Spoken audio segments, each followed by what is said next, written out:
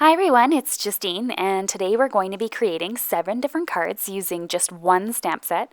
I'm super excited about this video. It was definitely a labor of love, and I hope you enjoy it too. It's a little bit of a longer video because we are making 7 different cards, but I'm going to be chalking the video full of tips and tricks that are going to help you pick the right paper, pick the right ink for various techniques. I'm going to show off beginner style cards to more advanced and complex techniques, and I'm going to be using that all with just one stamp set. As you can see, the stamp set Wonderful Florals by Concord and Ninth comes with both the stamp as well as the coordinating dies. You can buy them separately as well. If you want to just invest in the stamp, several of these techniques will apply to you. And of course, if you are interested in both the stamps and dies, then you're good to go and you can follow along with me. So as you can see, it comes with a variety of dies to cut out all the pieces, but it also comes out with an alphabet die for the wonderful part of it. And you can see that there's a window there in the W, E, and F die so that you can line it up perfectly to cut those out if you like.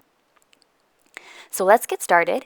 As I mentioned, 7 different cards, so we are going to be making a whole bunch of different things. All of my card panels measure 4 by 5 1/4. I personally prefer to work on card panels because I can just toss this if it doesn't work out. It's a little bit cheaper because it's a lighter weight usually. And then of course I'm not throwing away an entire card base when I work on just a card base. I also really like the fact that when I glue this on top of my card base, it has a beautiful little frame. Okay, so now that I've picked it up using my MISTI stamping tool, I'm going to get started. For my first card, it's probably the easiest. And to help me keep track, I am also writing the name of the cardstock that I'm using, as well as the ink and the technique I have in mind. So you can do that too if you wanted to create a wide range of cards using the same technique and you want to have this as sort of a stash or a reference guide later.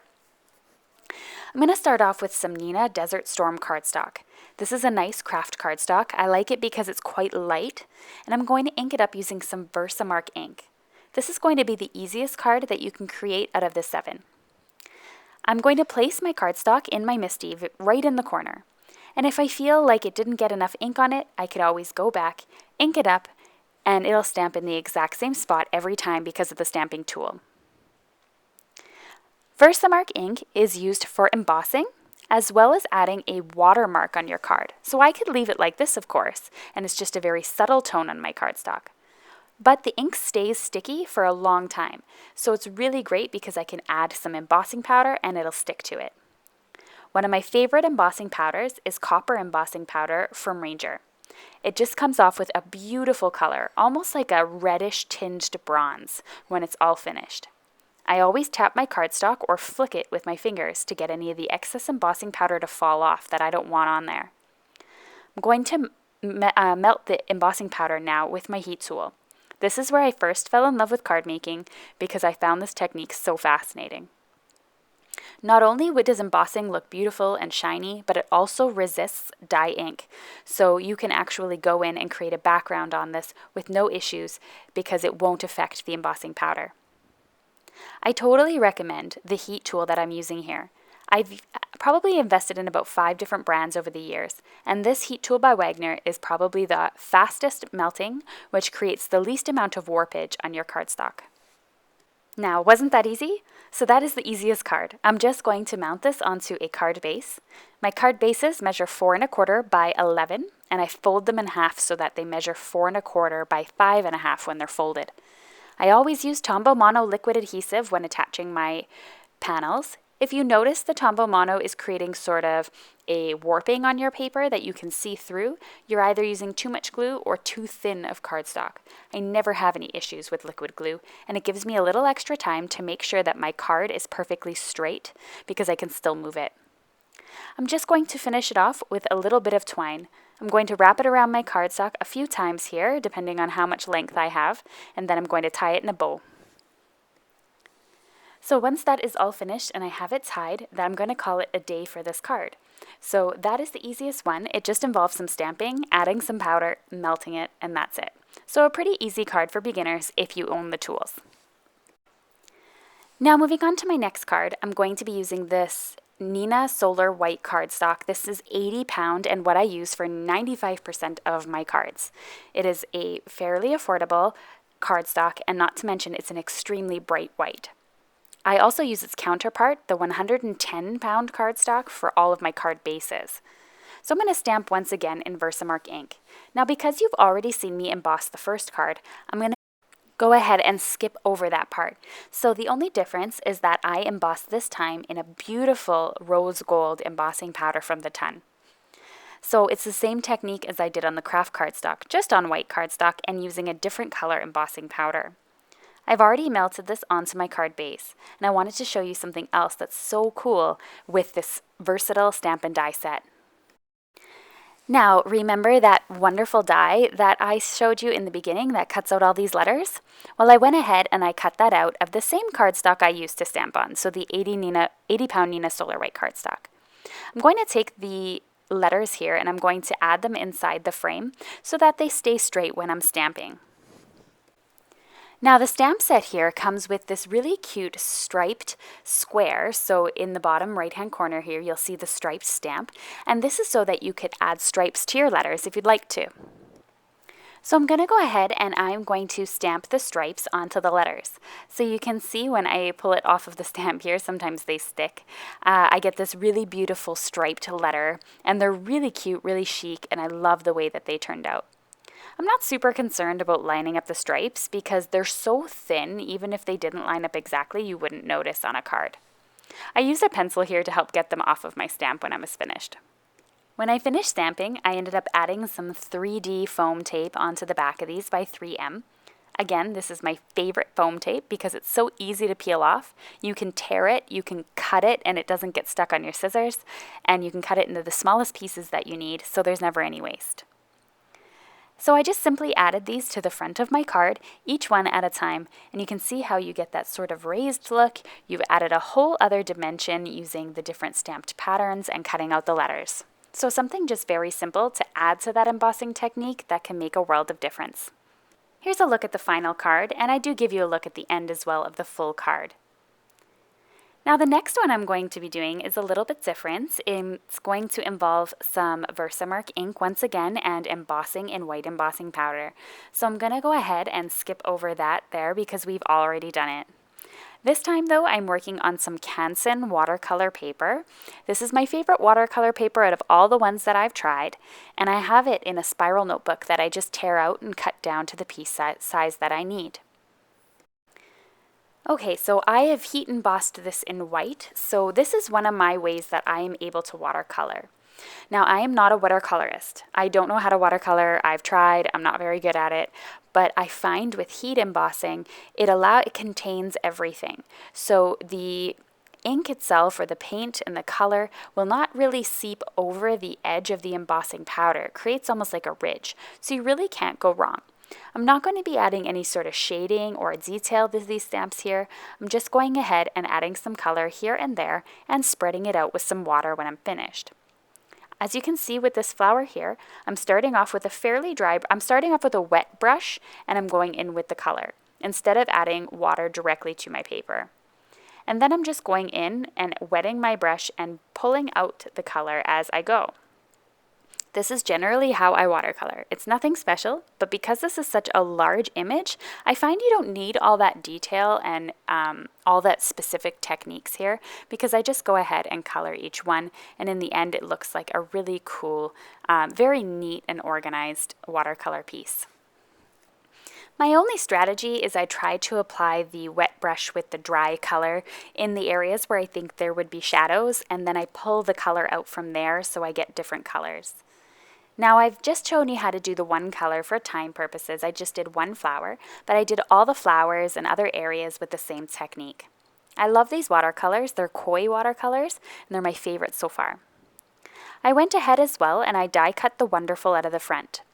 One thing when you die cut is you have to make sure your cardstock is completely dry, because if you've ever tried to rip wet cardstock, it does not work very well.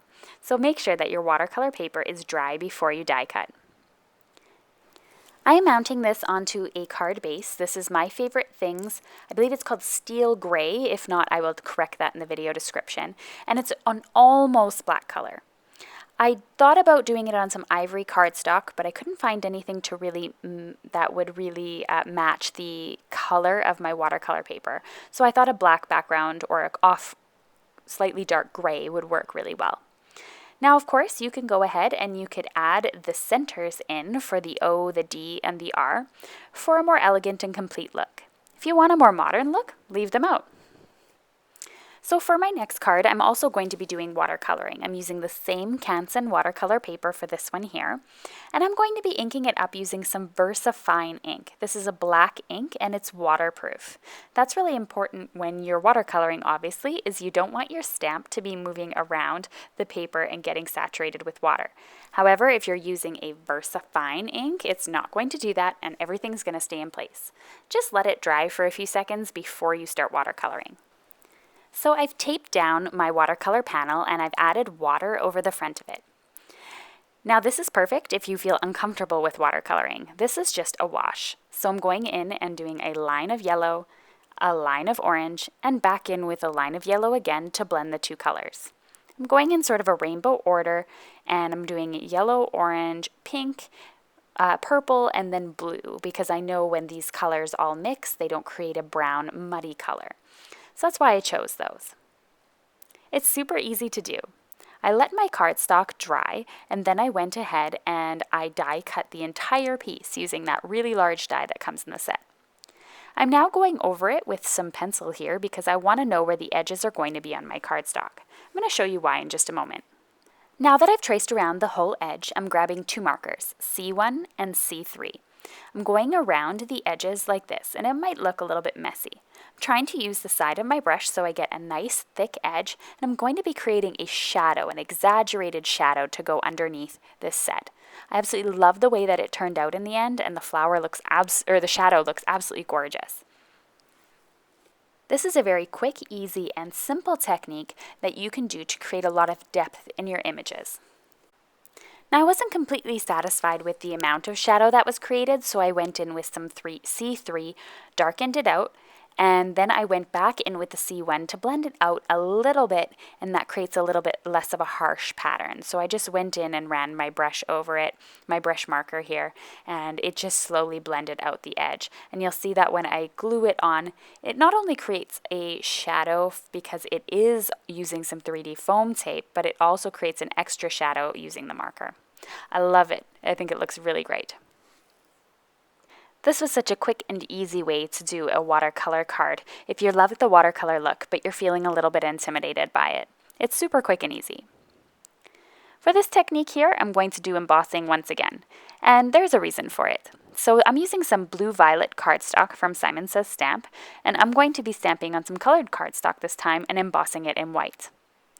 So I'm using the same technique as I did in the beginning video, so I'm going to skip to the part where it's finished embossing. So once I finished melting it with my heat tool, it was all ready to go. I'm going to sharpen my white pencil crayon here, and I'm just going to add shadows. So once again, I'm just going to show you one flower here to get you the idea. So I'm just going from the middle or the bottom of the flower petal, reaching out towards the top, doing sort of a fluttering edge. You could, of course, use some Gamsol after if you'd like, or something like that to blend it out a little bit more. But once again, it's such a complex image that it doesn't even really matter. And I really love the way that this white just accentuated the white embossing powder. Again, it's something quick, easy, and simple that you could do to add a lot of dimension and layers to your card and make them look more professional. I die cut the entire panel once again because for me, a lot of dark colored cardstock is not really my style. I like to have a lot of white, so I went ahead and mounted this onto a 110-pound Neenah Solar White cardstock to just create a really pretty frame. And that's the end of the embossed looks. So let's move on to some of the other cards. This one here, I'm using some VersaFine ink. This is waterproof ink, and I love the detail that this ink gets. So my next card, I'm using pencil crayons. It doesn't really matter actually with pencil crayons what ink you're using, so I find it just works either way. What I do like to do though is keep my stamp in my MISTI so that when I'm finished coloring with my colored pencils, I can go ahead and re-stamp it, and then I'm able to just go over the black areas that may have faded because of the color. Before we move on to the colored portion, I'm going to link to this below in the video description as well. It's a wonderful colored pencil holder, or as we say in Canada, pencil crayons, and I love that it holds all 150 of my Prismas in this really cute little purse, sort of like a binder actually. Now for this card, I'm only going to show you how I color one flower. I'm not an expert at coloring. I take classes at Kit and Clowder, and I will link to those below in the video description. They are my favorite classes because they really go into color theory. I'm not an expert, and as Elise always says, it really takes a long time to master it. So you really just have to keep practicing and practicing, and you'll get it. The thing is that you have to expect that you're not going to be perfect at first. And I have to say, in some of the classes that I've taken with her, I used to do her monthly classes. I just took a little bit of a break because I need to catch up on some of them. And it takes about a few hours actually to color one image, but when they're done, they're super stunning. And I've shared some of them on Instagram before, and I get really stunning results even as a beginner because I learned so much. So I'm just using 3 different colors here to do my flower, and I'm shading the areas where I think the shadow is going to be the darkest, and then I'm just blending it out using the lightest color. For all of the pencil crayon, colored pencils, and marker techniques I'm doing in this video, I'm going to list all of the color combinations over on my blog. You can go and check it out, and I have all of the numbers and everything and the supply list. So I find personally pencil, crayons, and coloring with colored pencils to be very relaxing. I do really enjoy it when I don't have to do it, if that makes sense. I like to do it just in some of my free time. And it really just makes a difference, really understanding the color theory, as I had mentioned before. Now, I didn't mention what kind of paper I was using. I'm using also the Canson brand that I used for the watercolor, but I'm using mixed media paper. I like this one because it has a tooth in the paper, meaning it has a bit of a texture. And you need a bit of a texture when you're coloring with these type of pencils. That's really important. You can't use smooth cardstock because you'll get much better results when it has a tooth to the card or that texture.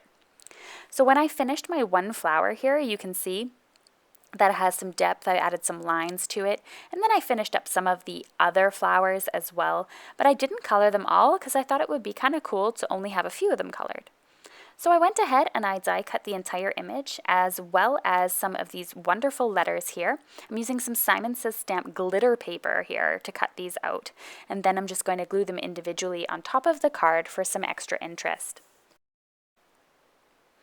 For me personally, I'm always finding ways that my cards can look a little bit different, and for this one I really liked the fact that I was able to add a lot of white space, and then I went ahead and glued it on top of a cotton candy cardstock, also from Simon Says Stamp, and I really love the subtleness of this color and how it brings out the pink in the flowers. Okay, so that was one of the more complex techniques, and I'm going on to the most complex technique, I guess, when it's all said and done. I'm using some Neenah Solar White cardstock, and I'm using Memento ink this time. So this is another type of black ink I'm introducing. Because I'm doing Copic coloring this time, and I need a Copic marker-friendly ink. At one point in time, this was the only Copic-friendly ink that was available on the market. There are a few others now. I find that some of them bleed if they don't actually sit for a long time, so this is still my favorite, even though I do have to stamp a couple of times to get a good image because I do find the black isn't a very intense black. Now I'm going to go ahead and once again just color one flower for you here. Now this card isn't the most complex because of the coloring technique. It's because I'm going to turn it into a shaker card when it's all said and done. I want to find some of the shadows on my card, and I am going to go in with my darkest color and find them first so that I know where they're going to be. With Copic coloring, it's again the same thing. It takes practice, time, and understanding color theory, as well as fundamentals with markers, and you can find all of that knowledge at Kit and Clowder classes. Now, one thing you can do in the meantime is practicing a flicking technique, so starting with a thicker piece at the bottom, flicking up towards the top to getting a thin line. It's something I'm still personally working on as well, and that's one of the things that really helps when coloring flowers and getting that texture in there. So when it's all said and done, I ended up coloring quite a bit of the image. I colored all of the images here. But I did go ahead and do some die cutting because I wasn't too sure what I was going to do yet. So after I finished that flower, I went ahead and I cut out the wonderful die once again, and I'm going to show you that going through the die cutting machine. I created these 7 cards in a sort of funky order, and then I went ahead and video edited so they were in an order kind of from the easiest to the most complex. So that's why I'm showing you how to die cut this one at the very end of the video. I apologize.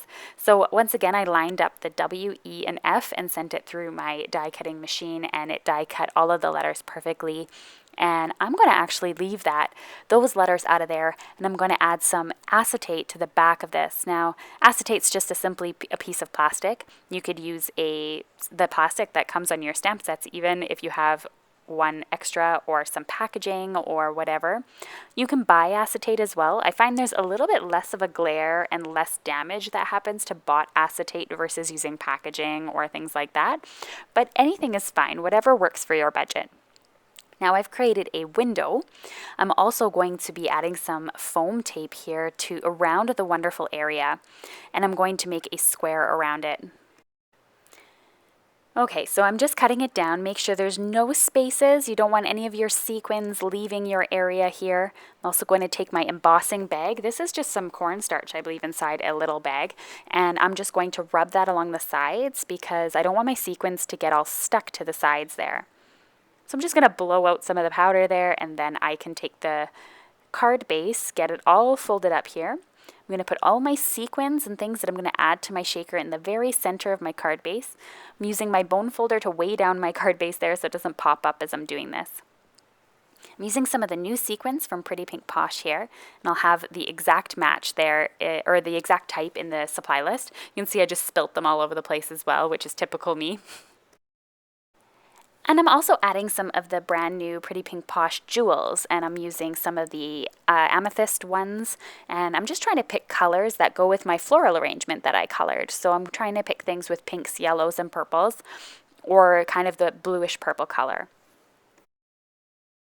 I am now simply going to take off the 3D foam tape off of my card panel, and see there's a reason why I have all the sequins there in the very middle of the card, because I'm going to put the panel directly over top, and hopefully all of the sequins are inside and not stuck to the tape when I'm done.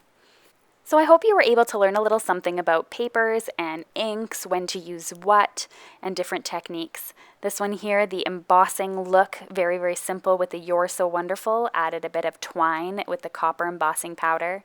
This one here also embossed, adding a little bit of the white pencil crayon in there for some shading. A rose gold embossed where I die cut the letters and added a design to them, so versatile with the dies.